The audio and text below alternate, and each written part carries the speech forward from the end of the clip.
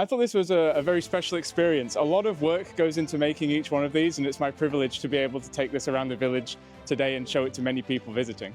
I'm looking forward to Chinese New Year, and the thing that I'm looking forward to is, of course, dumplings and also the lanterns.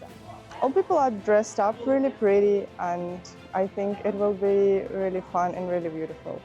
We have a lot of festivals or holidays back home that are very similar in the sense that we go back to our families and we celebrate with our families. So yeah, I think there's similarities to where I'm from.